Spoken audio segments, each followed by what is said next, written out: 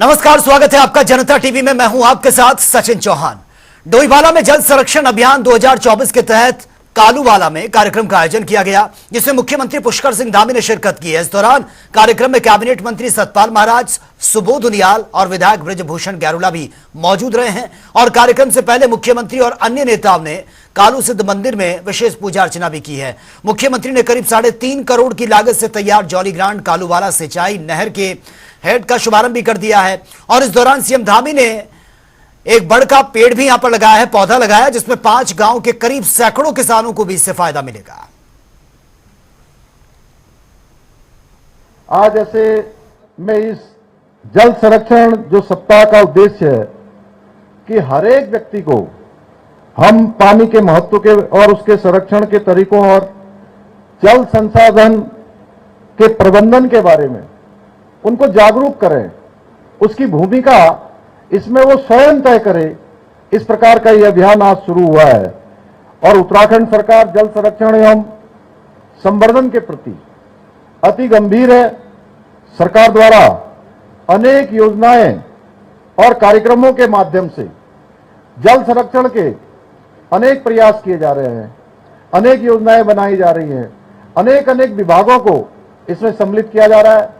अभी आदरणीय सुबोध उनियाल जी ने और आदरणीय सतपाल महाराज जी ने बहुत विस्तार से बताया कि हमारे विभाग किस प्रकार से काम कर रहे हैं और इन प्रयासों को अधिक बल देने के उद्देश्य से स्प्रिंग एंड रिवर रिजुविनेशन प्राधिकरण अर्थात सारा का गठन किया गया है।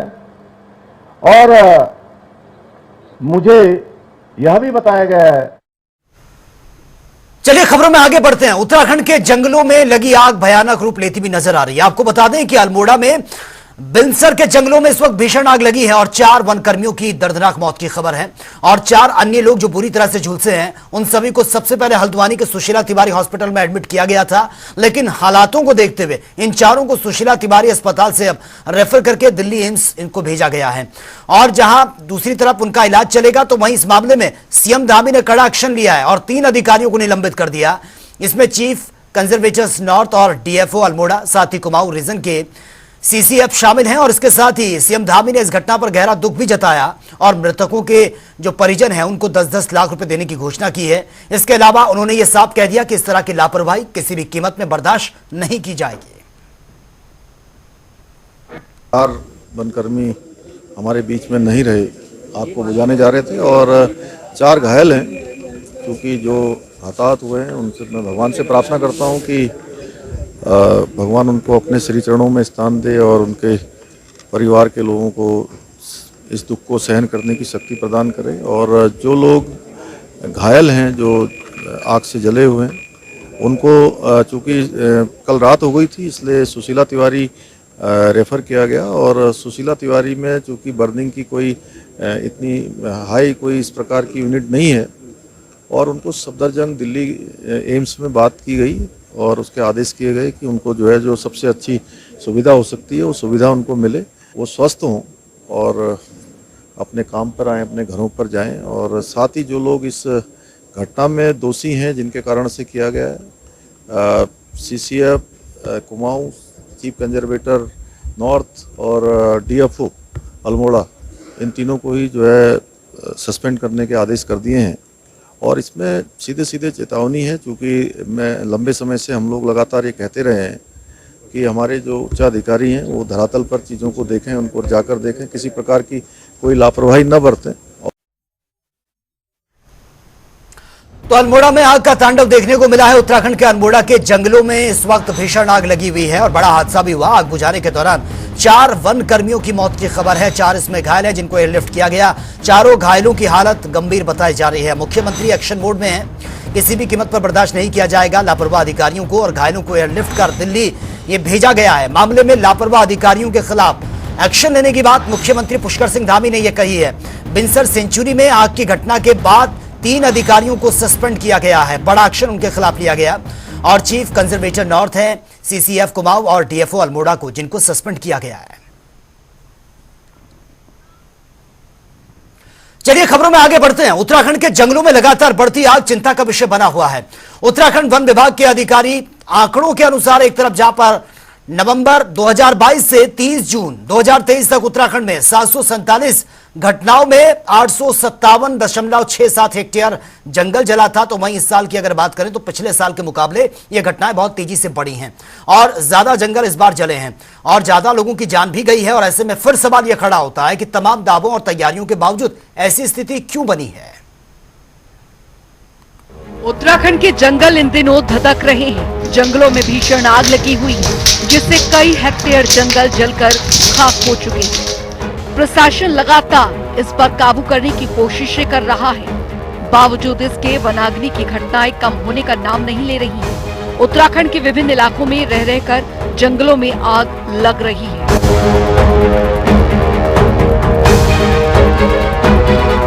इससे वन पर्यावरण के साथ ही आसपास के गांव को भी काफी नुकसान पहुंच रहा है। जंगल की आग से वन्य जीव सहित आबादी वाले हिस्से में भी आग पहुंच जाने के कारण काफी क्षति हो रही है। साथ ही जानमाल का भी नुकसान हो रहा है। पिछले महीने भी अल्मोड़ा, बागेश्वर और नैनीताल में जंगल की आग बेकाबू हो गई थी। आग बुझाने के लिए वायुसेना की मदद ली गई थी, क्योंकि आग इतने बड़े इलाके में फैलती जा रही थी कि इस पर काबू पाना स्थानीय प्रशासन के बस की बात नहीं रह गई थी। ऐसे में एनडीआरएफ और वायुसेना और आर्मी की मदद से आग पर काबू पाया गया था। एक बार फिर से उत्तराखंड के विभिन्न जिलों में जंगल की आग तेजी से भड़क रही है। वहीं हाल फिलहाल अल्मोड़ा में जंगल की आग में जलकर 4 लोगों की मौत हो गई है। आग से जलकर मरने वाले सभी वन विभाग के कर्मी बताए जा रहे हैं। गुरुवार को जिले के रानीखेत बिनसर में जंगल में आग लग गई। अचानक आग भड़कने से जंगल के बीच मौजूद 4 वन कर्मियों की मौत हो गई। वन विभाग के डीएफओ ने बताया कि मृतकों में एक वन आरक्षी, वन संरक्षक, फायर वॉचर और एक पीआरडी जवान शामिल है। हादसे पर सीएम धामी ने भी ट्वीट किया है। उन्होंने लिखा, बिनसर वन्य जीव विहार में वनाग्नि की चपेट में आने से 4 वन कर्मियों के निधन का अत्यंत हृदय विदारक समाचार प्राप्त हुआ। इस दुख की घड़ी में हमारी सरकार दिवंगतों के परिजनों के साथ खड़ी है और हर संभव सहायता हेतु प्रतिबद्ध है। मृतकों के परिजनों को 10 लाख की अनुग्रह धनराशि देने की घोषणा की है।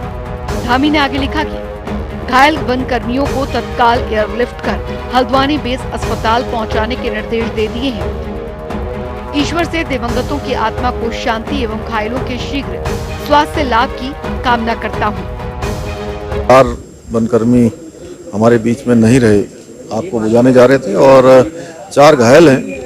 क्योंकि जो हताहत हुए हैं उनसे मैं भगवान से प्रार्थना करता हूं कि भगवान उनको अपने श्री चरणों में स्थान दे और उनके परिवार के लोगों को इस दुख को सहन करने की शक्ति प्रदान करे। और जो लोग घायल हैं, जो आग से जले हुए हैं, उनको चूँकि कल रात हो गई थी इसलिए सुशीला तिवारी रेफ़र किया गया। और सुशीला तिवारी में चूँकि बर्निंग की कोई इतनी हाई कोई इस प्रकार की यूनिट नहीं है और उनको सफदरजंग दिल्ली एम्स में बात की गई और उसके आदेश किए गए कि उनको जो है जो सबसे अच्छी सुविधा हो सकती है वो सुविधा उनको मिले, वो स्वस्थ हों और अपने काम पर आएँ, अपने घरों पर जाएं। और साथ ही जो लोग इस घटना में दोषी हैं जिनके कारण से किया गया है, CCF Kumaon, chief conservator north और डीएफओ अल्मोड़ा, इन तीनों को ही जो है सस्पेंड करने के आदेश कर दिए हैं।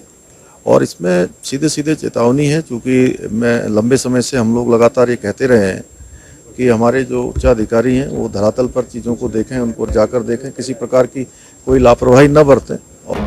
उत्तराखंड वन विभाग के आधिकारिक आंकड़ों के अनुसार नवंबर 2022 से 30 जून 2023 तक उत्तराखंड में आग की 747 घटनाओं में 897.61 हेक्टेयर जंगल जले। 3 लोगों की आग में जलने से मौत हुई थी। नवंबर 2023 से 13 जून के बीच राज्य के जंगलों में 1220 बार आग लगी। आग की चपेट में आकर 1657.67 हेक्टेयर जंगल राख हो गए। 10 लोगों की आग की चपेट में आने से मौत। वनाग्नि की घटनाओं में अल्मोड़ा जिले में अब तक 9 की मौत। फायर सीजन के दौरान वनाग्नि की घटनाओं में सबसे अधिक मौत अल्मोड़ा जिले में हुई। 3 मई को सुंदराकोट में 4 लोगों की आग में जलकर दर्दनाक मौत हुई। सोमवार के खाईकट्टा में 16 मई को आग बुझाने गए एक ग्रामीण की मौत हुई। अल्मोड़ा जिले में वनाग्नि की घटना में मरने वाले लोगों की संख्या 9 के पार।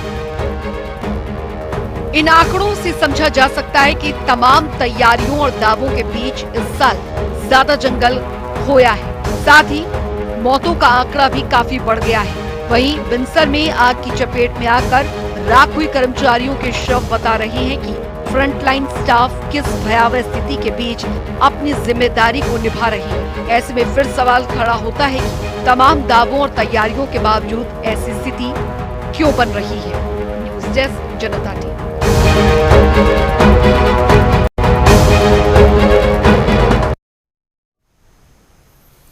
लोकसभा चुनाव के नतीजे सामने आने के बाद कांग्रेस ने टिकटों के बंटवारे पर सवाल खड़े कर दिए हैं। हल्द्वानी में मीडिया से बातचीत करते हुए कांग्रेस ने कहा कि जनता ने महंगाई, भ्रष्टाचार, बेरोजगारी और अंकिता हत्याकांड जैसे मामलों से ऊपर उठकर बीजेपी का साथ दिया। उत्तराखंड की राजनीति प्रयोगशाला बन चुकी है।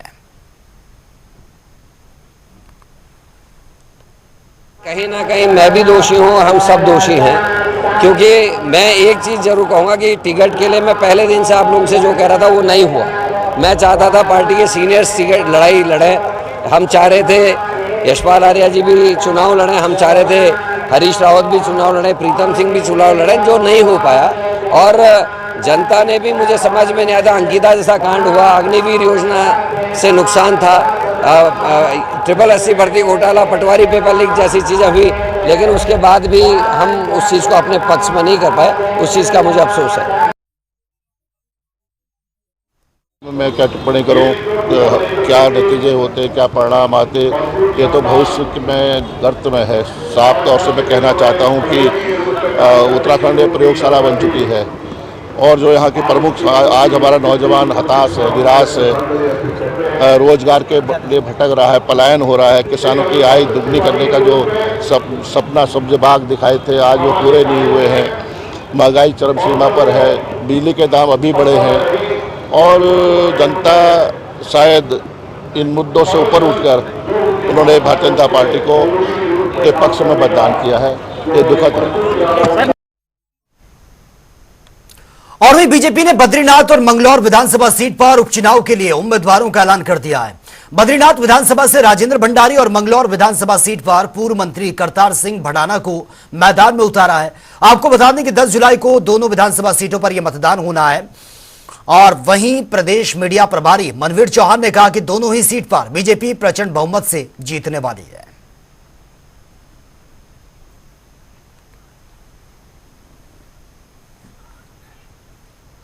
चलिए खबरों में आगे बढ़ते हैं। मसूरी के कई समस्याओं को लेकर कैबिनेट मंत्री गणेश जोशी ने मसूरी नगर पालिका के सभागार में सभी संबंधित अधिकारियों के साथ एक मीटिंग की है और मीटिंग में कैबिनेट मंत्री ने मसूरी के पर्यटन सीजन को देखते हुए सभी संबंधित अधिकारियों को पर्याप्त तैयारी न किए जाने को लेकर जमकर फटकार भी लगाई है। गणेश जोशी ने 2 महीने पहले मसूरी की कई समस्याओं के लिए बैठक करने के ये निर्देश दिए, जिसमें समीक्षा भी हुई थी और इस दौरान उत्तराखंड बेरोजगार संघ के सचिव नितिन दत्त बैठक में पहुंचे और उन्होंने मसूरी देहरादून विकास प्राधिकरण के अधिकारियों पर मसूरी को बर्बाद करने के साथ ही भ्रष्टाचार के लेकर भी यह आवाज उठाई है और अधिशासी अभियंता पर भ्रष्टाचार के गंभीर आरोप भी लगाए हैं। इसी बात की तनख्वाह लेते हैं कि जनता की सेवा करें, ये हमारी जिम्मेदारी है। जन समस्या पर निदान करें और भारतीय जनता पार्टी की बसु सिंह धामी की सरकार जनता के द्वारा नारे को लेकर काम कर रही है। आपने देखा होगा अगर कोई छोटी हुई घटना होती है तो मुख्यमंत्री, अगर आपने देखा होगा सिरकारा के अंदर लोग त्यौहार ला रहे थे, मुख्यमंत्री जी वहां पर थे। मेरे क्षेत्र में आपदा आई, मैं 20 मिनट के अंदर वहां पहुंच गया था। तो जनता की सरकार, जनता के द्वारा नारे को लेकर हम काम करते हैं। और आज मैंने मसूरी की समस्याओं को लेकर ये समीक्षा बैठक यहाँ पर की है। जो पिछली बैठक में हमने फैसले लिए थे उसका क्या क्रियान्वयन हुआ और आगे मसूरी के लिए बेहतर के लिए क्या किया जा सकता है। लोकसभा चुनाव में जीत के बाद पहली बार बीजेपी सांसद रुड़की के झबरेड़ा पहुंचे हैं, जहां पर बीजेपी कार्यकर्ताओं के साथ लोगों ने उनका भव्य स्वागत किया। और इस अवसर पर सांसद त्रिवेंद्र सिंह रावत ने कहा कि कार्यकर्ताओं की मेहनत की वजह से उन्हें चुनाव में यह जीत मिली है। वहीं अब नगर निकाय और विधानसभा चुनाव होने हैं और ऐसे में बेहतर होगा कि पार्टी के कार्यकर्ता अभी से ही चुनावी तैयारियों में जुट जाएं। हमारा लोकसभा का चुनाव संपन्न हुआ, यहाँ से हमारी विजय हुई है भारतीय जनता पार्टी की, और हम तमाम जो मतदाता हैं अपने कार्यकर्ताओं के माध्यम से उनका आभार प्रकट करने के लिए कार्यक्रम हो रहे हैं। लेकिन संयोग से स्थानीय निकाय के भी चुनाव होंगे आने वाले समय में, और मंगलौर विधानसभा की आचार संहिता लग चुकी है, यानी कि उसके अब बहुत जल्दी 2-3 दिन में नॉमिनेशन प्रारंभ हो जाएंगे। तो हम ये चाहते हैं कि हमारे कार्यकर्ता एकजुट होकर के और मंगलौर विधानसभा का जो उपचुनाव है उसके लिए जुटें, उसके लिए जीत के लिए रणनीति बनाएं। ऐसा हमने अपने सभी कार्यकर्ताओं का आह्वान किया है। हमारे जो त्रिवेंद्र रावत जी हैं, मुख्यमंत्री टाइम में भी इन्होंने हरिद्वार में बहुत विकास कार्य किए हैं और उसका जनता ने उनको इनाम दिया है और पुरस्कार रूप में इतनी भारी जीत इनको मिली है। तो पहला इनका उदाहरण है कि ये काम करते हैं, और हरिद्वार इनके लिए कोई नया नहीं है। अब हरिद्वार के लिए वो लगे हैं, रात दिन मेहनत से लगे हैं। और देखिए, सबसे पहले उन्होंने जो आभार व्यक्त का कार्यक्रम किया है वो सबसे घाट क्षेत्र की सीट भगवानपुर और जबरेड़ा से किया है।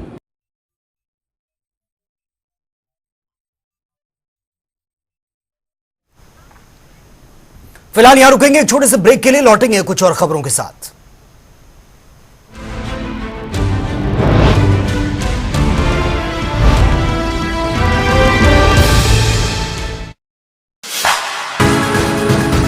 You know, this new Dantati Fresh Active is a composition of 18 natural herbs. I'll keep your breath full fresh. full fresh, इससे मिले ताजा breath. Mint crystal करे अपना काम, रखे मुंह ताजा ये सुबह शो. Dantati Fresh Active है, extra freshness का ये नया दंतकांति फ्रेश एक्टिव जेल रखे सांसों को full fresh.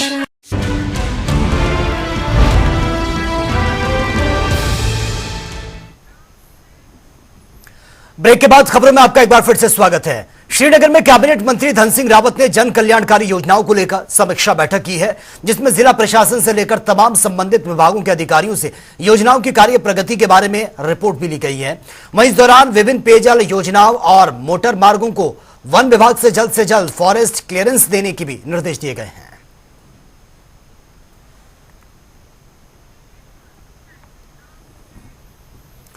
और वहीं इस बैठक के दौरान कैबिनेट मंत्री धन सिंह रावत ने बागेश्वर स्थित जिला अस्पताल में सिटी स्कैन मशीन का भी वर्चुअल माध्यम से उद्घाटन कर दिया है। इस अवसर पर बागेश्वर विधायक पार्वती दास और राज्य मंत्री श्री शिव सिंह बिष्ट भी मौके पर मौजूद रहे।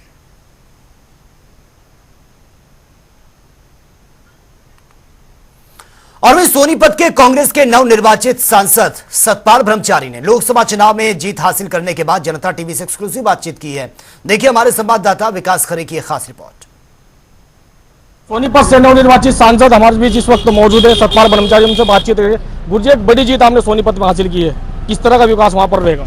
बहुत बढ़िया भाई, मेरी धर्म भूमि कर्म भूमि हरिद्वार था, अब जन्मभूमि की तरफ गए हैं, वहाँ जन्मभूमि में विजय प्राप्त की है। सोनीपत की जनता का आभार व्यक्त करता हूँ, कांग्रेस के नेताओं का आभार व्यक्त करता हूँ, कार्यकर्ताओं का आभार व्यक्त करता हूँ, और ये जीत जो है सोनीपत की जनता की जीत है। गुरुजी, कर्म भूमि आप हरिद्वार बता रहे हैं, हालांकि सोनीपत में कितना बड़ा टास्क रहा अब तक चुनावी दौर में आपका?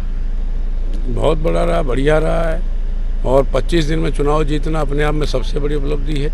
ये केवल कांग्रेस के कार्यकर्ताओं की जीत है, सोनीपत की जनता की जीत है, और हमारे हरियाणा के पूर्व मुख्यमंत्री श्रीमान श्री भूपेंद्र हुड्डा की जीत है, कांग्रेस हाईकमान की जीत है। मुझे जीत का श्रेय किसको देना चाहेंगे आप? जीत का श्रेय वहाँ की जनता को, सम्मानित नागरिकों को, सामान्य मतदाताओं को, कांग्रेस के वर्कर को, कांग्रेस के कार्यकर्ता को। क्या सोनीपत के साथ साथ अब हरिद्वार का विकास भी होगा? देखिए, हरिद्वार विकसित है वैसे, लेकिन मेरी ये हमेशा इच्छा रही है कि हरिद्वार पूरे विश्व के मानचित्र पर एक जो तीर्थ की मर्यादा होती है उस मर्यादा को रखते हुए इसका नाम हरिद्वार में और सुंदर शहर बने। बिल्कुल, सोनीपत से नवनिर्वाचित सांसद सतपाल ब्रह्मचारी हरिद्वार पहुंचे थे, जिन्होंने साफ तौर पे कहा है कि सोनीपत के साथ साथ हरिद्वार का भी विकास पर मेरी खास पहल रहेगी। कैमरा पर्सन के साथ में विकास करे, जनता टीवी, हरिद्वार। और प्रदेश में कोशिया कुटोली तहसील का नाम बदलकर अब कैंचीधाम और जोशीमठ का नाम बदलकर ज्योतिर्मठ यह कर दिया गया है। वहीं इस पर कांग्रेस की ओर से बीजेपी पर तंज कसा गया। कांग्रेस की प्रवक्ता गरिमा मेहरा ने यह कहा है कि बीजेपी को नाम बदलने के अलावा आखिर और कुछ नहीं आता है, और इस पर बीजेपी विधायक विनोद चमोली ने भी यह पलटवार किया है। नहीं, नाम परिवर्तन करने के अलावा तो भारतीय जनता पार्टी को और कुछ आता नहीं। अपना कहने को इनके पास कुछ है नहीं, कोई कीर्तिमान इन्होंने पिछले 5 सालों में स्थापित किया नहीं। कभी देखिए केंद्र सरकार रेलवे स्टेशन और शहरों के नाम बदल कर रही है, एयरपोर्ट्स के नाम बदली कर रही है, तो दूसरे मुख्यमंत्रियों की कॉपी करते हुए यहाँ धामी जी भी शुरू हो गए नाम बदलने पर क्या नाम बदलने से बड़ा मुख्यमंत्री और अच्छा मुख्यमंत्री बन जाता है कोई व्यक्ति? अपने प्रदेश की जनता का जीवन स्तर आप सुधारेंगे तब आप अच्छे मुख्यमंत्री कहलाएंगे, उनको मूलभूत सुविधाएं देंगे तब आप अच्छे मुख्यमंत्री कहलाएंगे। सड़क, रोजगार, शिक्षा, स्वास्थ्य के बारे में फिक्र करेंगे, चिंता करेंगे तब आप अच्छे मुख्यमंत्री बनेंगे। जोशीमठ का नाम आपने ज्योतिर्मठ कर दिया, हमारे सिर माथे है, लेकिन जो उसमें बजट खर्च होगा अब नाम बदली करने में करोड़ों रुपया खर्च होगा। बोर्ड्स बदले जाएंगे, सरकारी दफ्तरों में नाम बदले जाएंगे, लेटर हेड्स में नाम बदले जाएंगे। तो ये शगल तो आपने किया, लेकिन केंद्र से थोड़ा बजट जोशीमठ भूधसाव के पीड़ितों के लिए भी मांग लाते, जो वहां लगातार दरारें आने की और भूमि धंसने की खबरें आ रही हैं, और जो पूरा हम एक खतरनाक जोन में बैठे हुए हैं उत्तराखंड के लोग, इनके लिए आपदा का पैकेज मांग कर लाते, तब आप उपलब्धि उसको कह सकते हैं। लेकिन नाम बदलना तो मुझे लगता है ये सिर्फ और सिर्फ एक सियासी कवायद है। महत्व है, कांग्रेस को नाम का महत्व मालूम नहीं होता तो यूपीए का नाम चेंज नहीं करती। उनको मालूम है कि यूपी के नाम से देश में कांग्रेस को स्वीकार नहीं किया जाएगा, इसलिए गठबंधन का नाम ही इंडी गठबंधन रख दिया गया। तो अगर नाम का महत्व नहीं होता तो शायद कांग्रेस भी ये काम नहीं करती। नाम का अपना महत्व है। जहां तक विकास का प्रश्न है, हमारी सरकार लगातार विकास के नए आयाम छू रही है और काम चल रहा है, उसमें कहाँ कठिनाई है। उत्तराखंड नागरिक उड्डयन विकास प्राधिकरण ने मॉनसून सीजन के लिए केदारनाथ हेली सेवा की बुकिंग ये खोल दी है, और इसकी शुरुआत आज से ये कर दी गई है। आपको बता दें कि बुकिंग 21 जून से 14 सितंबर के बीच की अवधि के लिए करवाई जा सकेगी।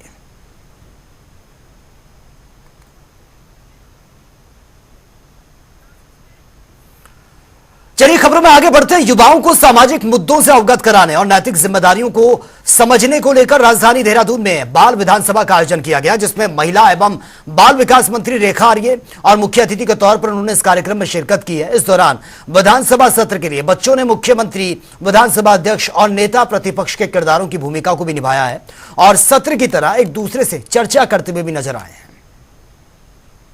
कि विजन यदि हम देखें कि बाल विधानसभा तो स्वाभाविक रूप से बाल विधानसभा के माध्यम से हमारे बाल विधायक और बाल विधायकों में जब वो अलग अलग पदों पे, चाहे वो मंत्री के पद पे हो, मुख्यमंत्री के पद पे हो, स्पीकर के पद पे हो, या जो भी जिम्मेदारियां उनको इसमें मिली है संसदीय कार्य मंत्री के रूप में हो, स्वाभाविक रूप से हम लोग तो सीधे जैसे कहते हैं कि परिस्थिति जन्य हम लोग निखरते चले गए। आपको एक व्यवस्था के तहत एक व्यवस्था मिली है जिसमें आप अपने आप को पहचान सकते हैं कि मैं भविष्य में सामाजिक किसी भी सरोकार से मैं नेतृत्व की क्षमता में रखता या रखती हूँ। वो मुझे लगता है कि प्रदेश में नेतृत्व विकास, निर्णय विकास और बच्चों के हित में अच्छे निर्णय हो, वो सजगता जो है इस बाल विधानसभा को आहूत करना और भविष्य के नेतृत्व को तैयार करना, ये इसका विजन है। तो फिलहाल इस बुलेटिन में मेरे साथ इतना ही, लेकिन तमाम खबरों के लिए आप बने रहिए जनता टीवी के साथ। नमस्कार।